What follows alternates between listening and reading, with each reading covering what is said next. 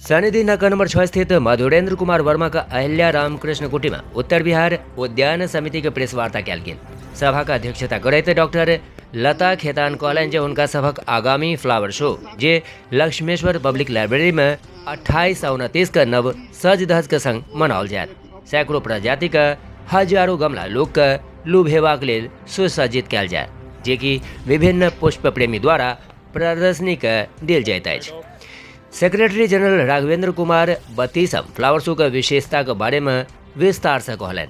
वो कहलन जे अलग अलग प्रतिभागी और 30 से बेसी स्कूल के बच्चा के भागीदारी यही फ्लावर शो के अभी से तैयारी में लगे हुए हैं। वो 25 स्पॉट स्कूल अपने सिलेक्ट करके यहाँ भेजेंगे। साथ साथ बच्चों के बीच ट्रे गार्डनिंग का भी कंपटीशन होगा।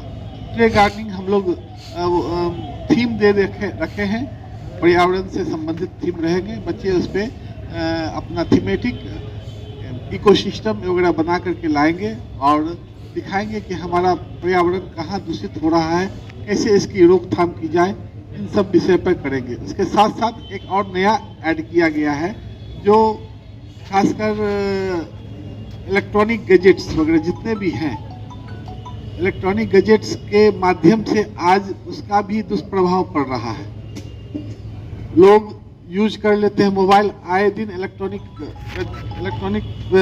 जो पदार्थ है, जो डिवाइसेस है, उसको फेंक देते हैं। उससे ऐसा प्रदूषण हो रहा है, चाहे तालाब में जा रहा है, चाहे आपके रोड पे ही जा रहा है, गाय वगैरह कोई भी जानवर अगर खा रहा है तो वो मरने के लिए जो है वो एकदम रेडी हो जाते हैं वो जानवर।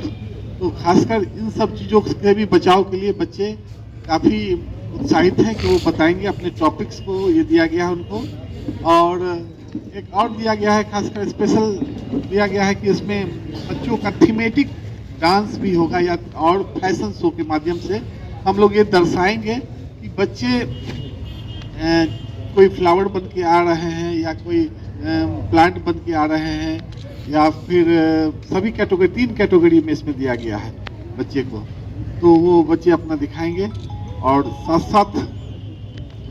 साथ हम ये कहना चाह रहे हैं कि और बच्चे अपने थीमेटिक डांस भी प्रस्तुत करेंगे, जिससे कि हमारा मैसेज ये दरभंगा शहर में जाएगा और लोग काफ़ी इसके प्रति जागरूक हों। यही हमारी जो है 32वां पुष्प प्रदर्शनी आयोजित करने जा रहे हैं।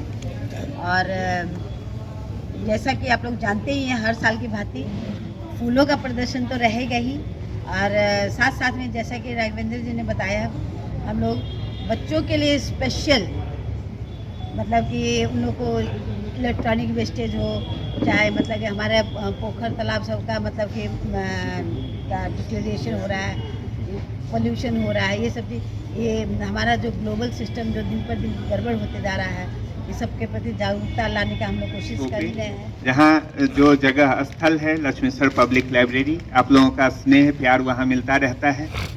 उस जगह को आप आज देखेंगे और शो के दिन देखेंगे तो पता ही नहीं चलेगा कि यही वो जगह है। हम लोग उसको उस रूप में लाने के लिए पूरी तरह से प्रयासरत हैं। हमारी संस्था प्रयासरत है। लक्ष्मेश्वर पब्लिक लाइब्रेरी हृदय स्थली है दरभंगा की। वहाँ पे लोगों को आने जाने में सहूलियत होती है और हम लोगों को एक खुले माहौल में फ्लावर शो, फूलों को बंद नहीं रख सकते, खोल के रखते हैं। पौधों को नहीं बंद किया जा सकता, खोल के रखते हैं। हम लोगों को संदेश भी देना होता है कि आप जैसे भी हो, जिस तरीके से हो, कुछ बागवानी जरूर करें। तो वो संदेश देने के हिसाब से हम लोग का जो मिथिला का धरोहर है, माछ, मखान और पान को, इस चीज़ को, इस थीम को भी हम लोग इसको हाईलाइट करने जा रहे हैं। और इस तरह का हम लोगों का पूरा इस बार प्रदर्शनी में जो है उसको स्पेशल हाईलाइट किया जाएगा, जो एक अपना जो पहचान है, अपनी जो धरोहर है, उसको आगे बढ़ाने के लिए लोगों की, आजकल की नई जनरेशन के तक ये चीज़ पहुँचे। तो हमारी 25वीं फ्लावर शो 28-29 दिसंबर को आयोजन होना है संस्था के द्वारा।